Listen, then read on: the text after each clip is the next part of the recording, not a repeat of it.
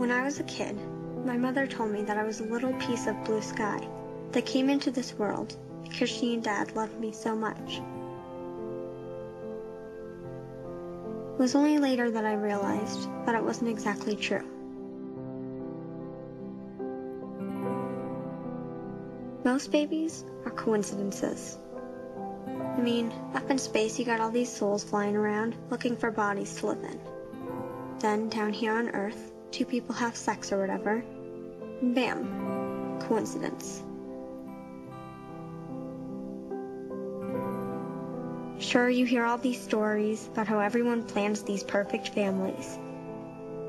But the truth is that most babies are products of drunken evenings and lack of birth control.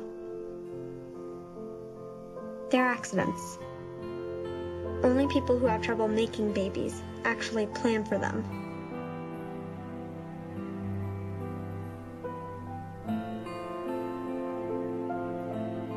I, on the other hand, am not a coincidence.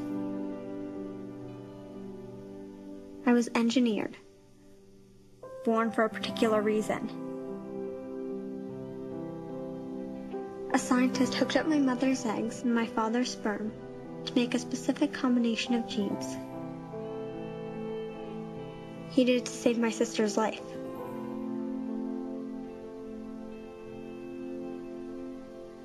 Sometimes I wonder what would have happened if Kate had been healthy.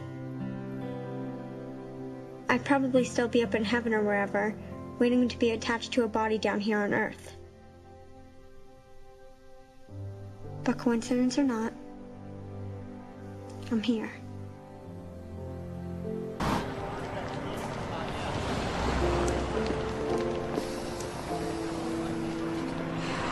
You sure you want to do this? You know you're nuts, right? I'll be right back. All right, I'll be waiting. I want to sue my parents for the rights to my own body.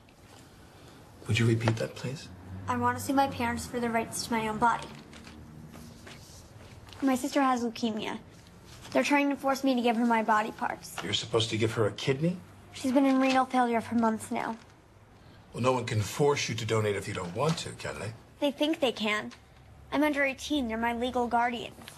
They can't do that. Well, that's what I want you to tell them, because they've been doing it to me my whole life. I wouldn't even be alive if Kate wasn't sick. I'm a designer, maybe. I was made in a dish to be spare parts for Kate. You're kidding, right? The kid wasn't lying. The doctor started taking things from her the moment she was born. Cord blood as an infant, white cell transfusions, bone marrow, lymphocytes, injections to add more stem cells, and then they took them too. But it was never enough. You do know what will happen if you don't give your sister your kidney, don't you? Yeah, she'll die. So there's a little over $700 here, and I know that's not enough, but it's all I have, and I need your help. Please. You sure you want to go through with this? Good for you. All right, let's hear it. What's going on? Okay. Forget about the fact that the operation is dangerous, or that it would hurt, or that I might just not want to have something cut out of me. But if I only have one kidney, then what happens to me? What if I need it? And am I really never allowed to play sports, or be a cheerleader, or get pregnant? Can't drink. What if I just want to live a long time? Sweetheart, you're gonna live a long time. Yeah? Then tell me this.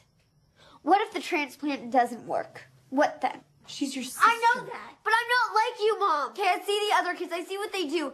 They go to parties and they get to go to the beach. Maybe what I don't understand is why you didn't say something earlier. When, Dad? When should I talk to you about it? You're never home. You leave me here with her. Excuse me? You have never had to do anything that you don't want to do, and you know Yeah, but I that. always wound up doing everything. Now, didn't I? Spoiled little shit. Everyone be quiet.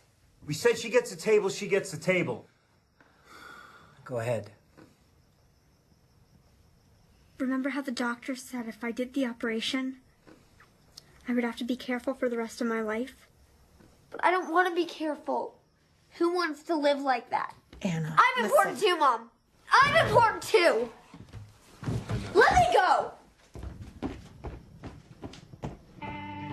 8 hospitalizations in 11 years, 6 catheterizations, 2 bone marrow aspirations, 2 stem cell purges. She was helping her sister. Not to mention the side effects, including bleeding, infections, bruising, filgrastim shots. Those are growth hormones, am I correct? Something like that. Drugs for nausea, opiates for pain, Ambien for sleep. Not exactly the proper medication for preteen. Every procedure had its risks and complications. Anna understood that. She was okay with it. Really?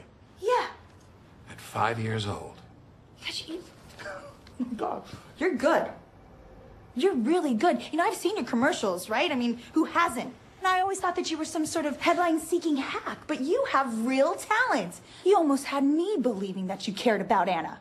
Funny, I was about to say the same thing to you.